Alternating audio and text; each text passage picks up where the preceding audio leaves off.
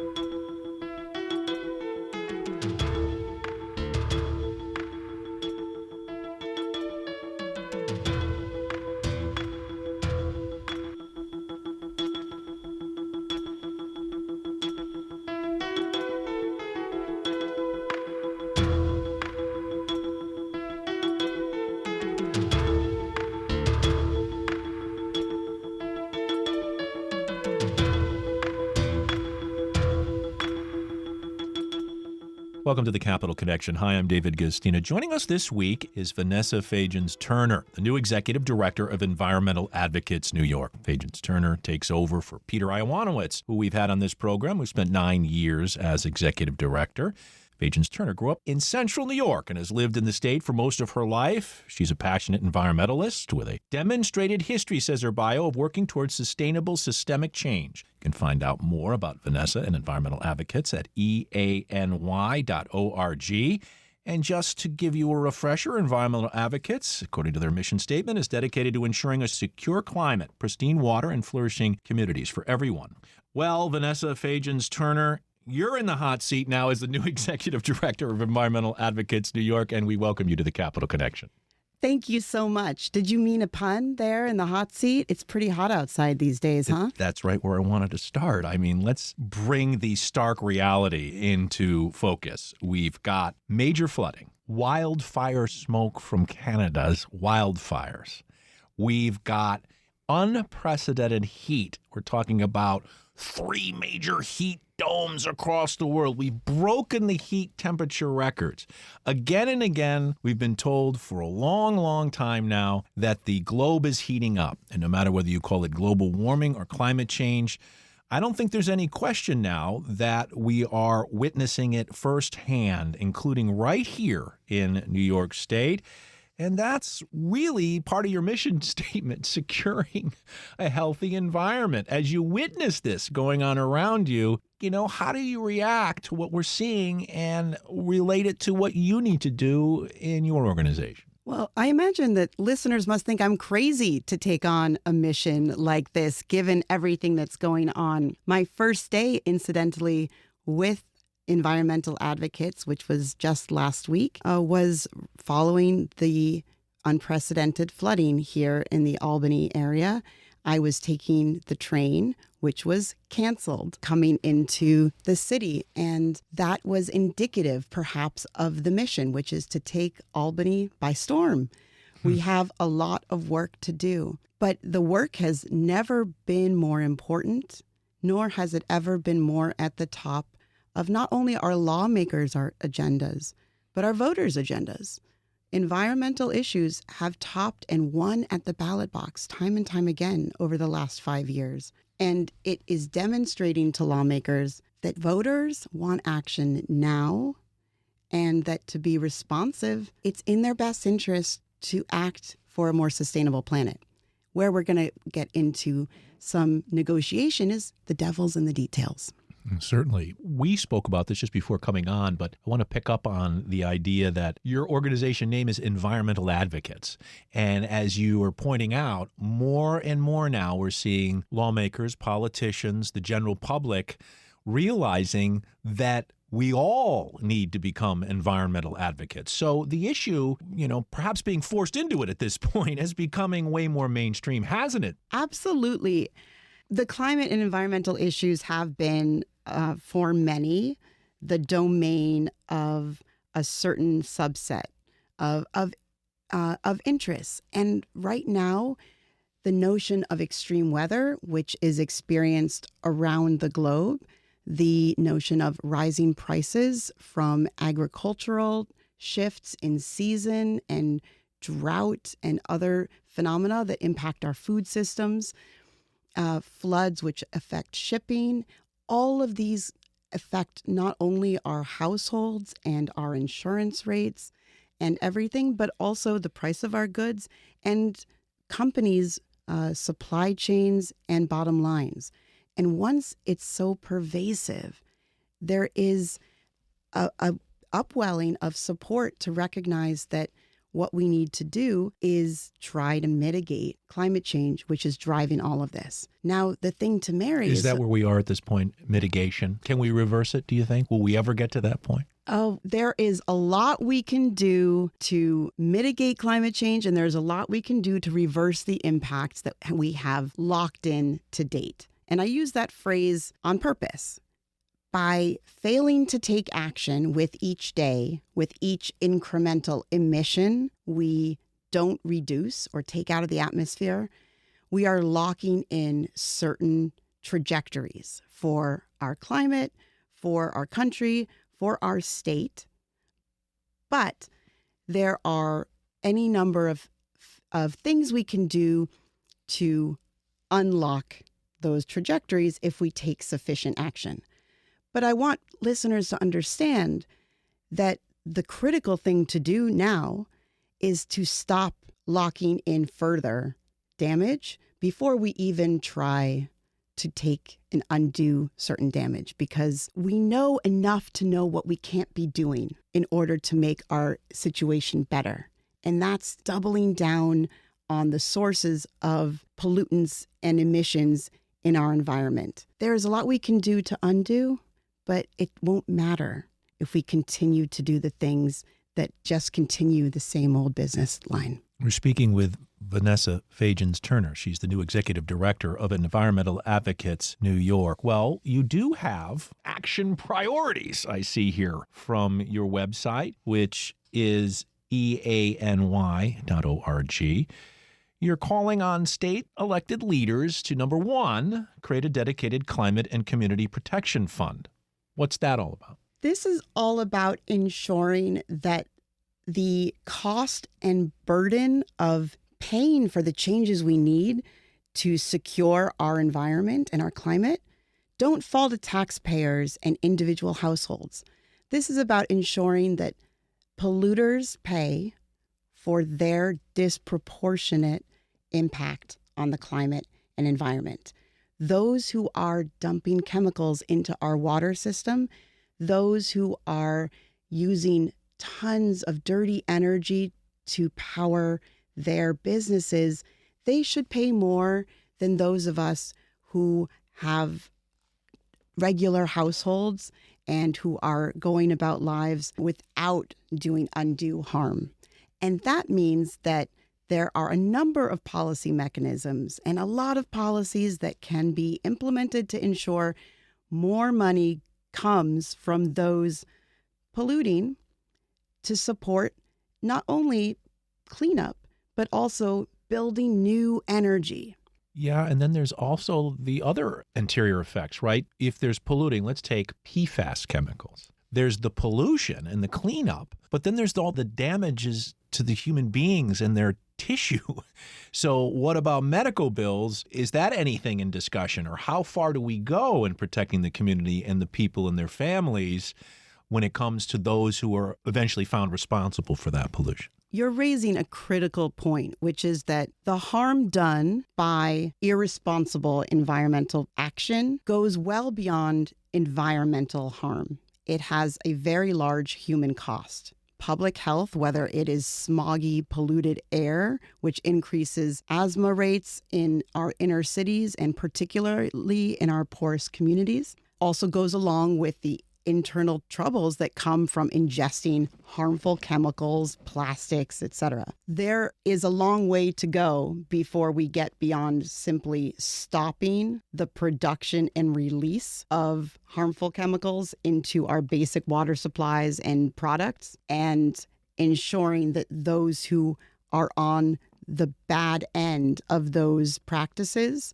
get sufficient support to compensate for the harm done to them. Because we've learned that these forever chemicals, excuse me, sorry for interrupting, Vanessa, but these forever chemicals are in our bloodstream. I mean, what you're saying is the environmental issues are also concurrent with a public health problem. A public health crisis, I would go so far as saying. And if we see even the wildfire impacts that have happened over the last few weeks and continue to be a threat, respiratory illness and challenges have skyrocketed, and wildfires will become more and more prevalent on our West Coast. There is no off season for the fire season. Now, when you talk with our emergency firefighters who used to have an on and off switch, there is an important question and challenge ethically and morally with good policy solutions to the situation you're describing, which is climate is and environmental injustice is a social and moral problem for us as well, because those who do not have the funding to move out of a place that is very polluted or the resources to get better medical help when they are facing a critical challenge based on a coal plant or wildfire concentration or chemicals in their water are unable to remedy the situation for themselves. And this is disproportionately falling on the communities who don't have good representation. And it's environmental advocates' job not only to think about our future generations, but to ensure that the interests of the communities most hurt right now by environmental injustice have a voice here in Albany that is also echoed across the country and even across the world in conversations about how to ensure we take care of and remedy damage already done by environmental injustice and problems, as well as how we go forward in a positive and fair way for a sustainable transition. One of the easy ones for me is, whenever I get a package in the mail, I mean, these days it's covered in 3 different layers. Now, some of these may be environmentally recyclable, but in a large part, it's a lot of plastic. And we know that plastic is everywhere, including in our bloodstreams as well. So, you have this, one of your priorities of packaging waste reduction. That seems like a really simple thing that people could get behind. Why do we need this thing wrapped up so that it would take several keys in a combination to get it open? Sometimes it does take several layers of removal. Packaging is a huge problem. Plastics are a huge problem. Many people don't always connect the dots between the prevalence of plastics in our world, despite increasing regulations against them, and the fact that they are, in fact, petroleum products with a very powerful oil lobby pushing their presence, their ubiquitous use. But even backing up from that, and Environmental Advocates is currently urging the governor to consider bills that will regulate the use and release of plastics into, as well as toxic chemicals, into our water streams. We are looking at plastics as part of a larger problem, which is simply trying to take stock of how the government here in Albany is sourcing its energy and how it is encouraging and incentivizing companies to do business with their partners. And plastics is a very useful tool for that. Can we encourage our vendors in the food industry to use non-plastic utensil suppliers? That's something the government can regulate. Can we encourage moving away from plastics in our education system? These are policy levers. And there is a lot that the plastic industry will fight, and there are a lot more things that are important. And I know we focus on the plastics problem a great deal, and for good reason, but I also don't want everybody to get too distracted by plastics when so many of the other issues are very rooted in our own backyards and the need for a very different way of sourcing our energy. But you did draw a direct arrow from plastics to the petroleum industry. That's what it's made out of, right? So there's this issue that's sort of behind the scenes or maybe larger in scope which is these legitimate industries that have a lot of money and a lot of lobbying interest in keeping plastics alive, their factories would go down if we stop making plastic. So is there a way to scale up? Because there's all these little businesses that come out with the plastics-free, environmentally friendly, right? Isn't the issue those big corporations don't want to lose their edge, and they certainly don't want to lose it to the little guy? This is the crux of the issue, and it is a critical economic problem.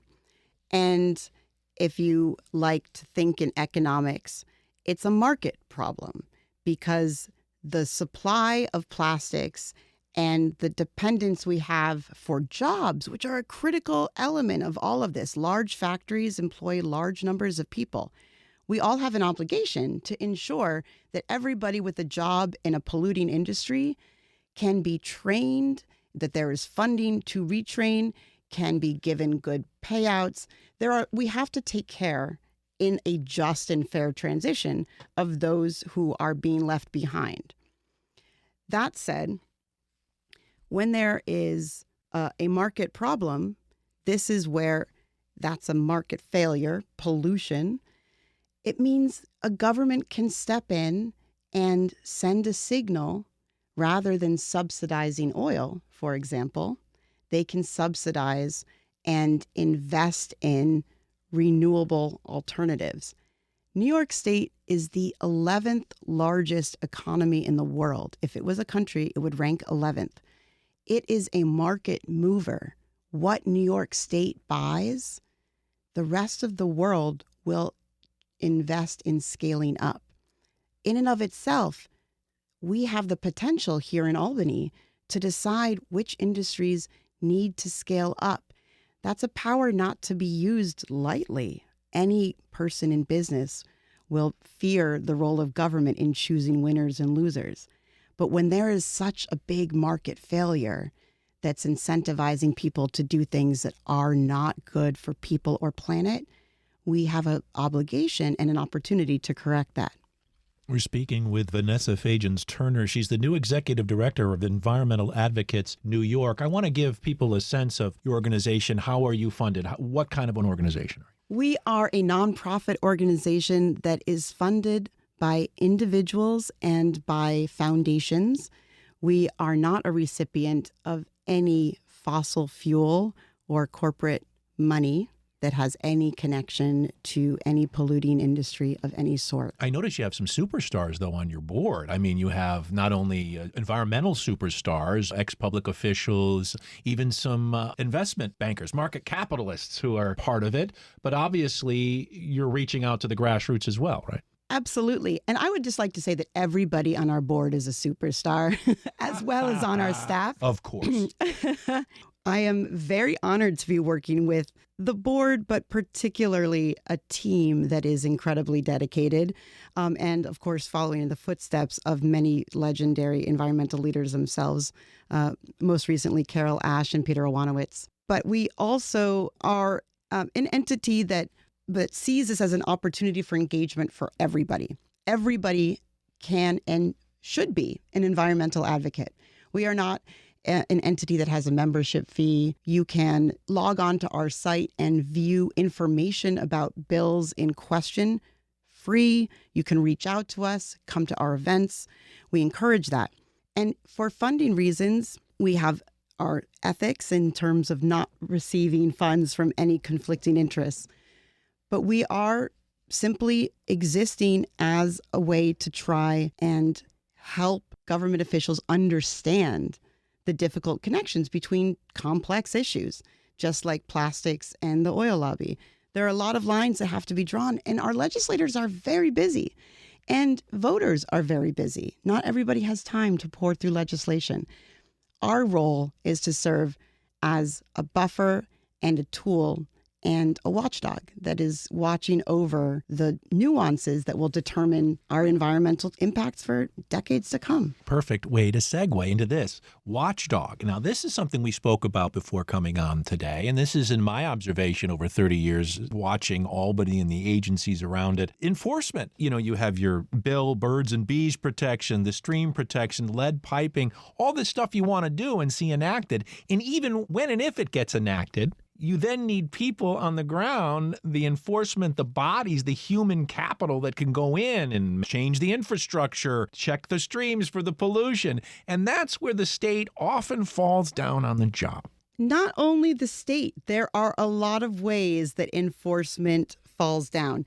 But I don't want to skip over the fact that we are hoping in the very near term that the governor will sign these 3 bills in particular dedicated to the quality of our drinking water. One is, and our crops, but one is the Birds and Bees Act, which is preventing toxic chemicals from going into our water streams that's used on crops. One is the Right to Know Lead Pipes Act, which gives individuals simply asking the state and cities to notify individuals and publish where lead pipes still exist. There's very critical work going on in this in Troy as well as in Poughkeepsie. Which makes you go, you mean they weren't required to let us know? These are baseline rights. The fact that many of us don't know that that's not even a requirement is why groups like environmental advocates exist. And the fact that this should be a no-brainer for signature. I will say that without hesitation.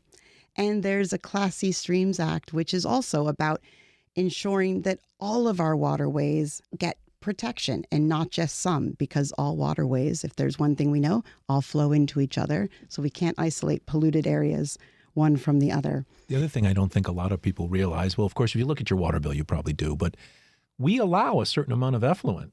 Right? There's a certain amount of pollution in all of our water that the public utility says, this is safe for you. Don't worry about it. But we have to publish it. So we see it. I see it on my water bill. And I often go, oh, what happens in 20 years when they tell me this is the stuff that's really getting it?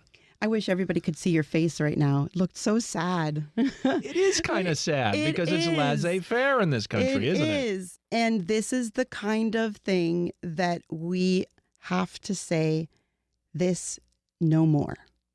There is an amount of, now this is where government is doing what it can and is facing a lot of vested interests that do not want to clean up all the way because it is expensive to them. And our legislative officials and governor need voter support and demonstration of support to stand up to these vested interests. It's our job too. But enforcement is something we all think that if we pass a bill, there we go, that's done. If we talk to legislators here in Albany, they say, I'll pass the bill, but you're going to have to demand that the governor and the government fund the agencies that have to enforce it. And our foundations and universities have to fund the research that lets our enforcement agencies know what to look for. What is an effluent? How are we defining it? What is good and what is bad and what percentage of it is toxic versus fatal versus harmless? These are questions we have the answers to in most cases, but it's an ongoing challenge and we have to prioritize funding for it. And that can mean any number of importance of revenue schemes, whether it is asking polluters to pay, for example, for what they pollute. Yeah, and I imagine you, because you're addressing different audiences, let's just take the political spectrum here in New York. You're dealing with a Republican conservative. I imagine your argument there is an opening here for jobs and employment to deal with this existential problem. Absolutely. Clean energy, the climate future, and sustainability is absolutely a huge jobs and profit opportunity. But even more in the near term, there are a lot of arguments for companies who have to worry about their bottom lines to care about this. One is lawsuits. Once people know more about what is in their water and what is in their air, there are vehicles that they can take, which will have financial ramifications for companies and countries. Once there are prices on pollution, then companies will have to pay for what they pollute. Cleaning up now is good business. Not only that, there are costs for doing bad business in your own backyard. Consumers care about that more and more. Our upcoming generation of consumers and politicians and voters, this ranks at the top of their agenda in terms of what they buy and who they support. And that's exactly what you're talking about in the end, long-term thinking. If everyone really considered their children, their children's children, we would probably be acting more quickly than we are. I would say we would definitely be acting more quickly than we are. And this is the biggest challenge humanity has ever faced. There is no question that the challenge is large and the solutions have to be large to meet it. But we know a lot of what we have to do, even as we still assess the rest. And we do know what we can't do. And that means every time we invest in a new fossil fuel project or permit a new fossil fuel project, we are opening ourselves up to a larger deficit that we will have to overcome. And that's a deficit in emissions, but it's a deficit against our future generations that they will be paying the price of. We're out of time. Vanessa Fajans-Turner, you were fantastic. A wonderful conversation. She's the new executive director of Environmental Advocates New York. You can find out more at eany.org. Vanessa, I hope this will only mean many more conversations to come on the Capital Connection. Same here. There's a lot to talk about. Thank you so much for having me on your show. Pleasure. The Capital Connection is a production of WAMC Northeast Public Radio. You can listen to The Capital Connection anytime at WAMCpodcast.org or anywhere you get your podcast. And join us again next week at this same time for another political conversation.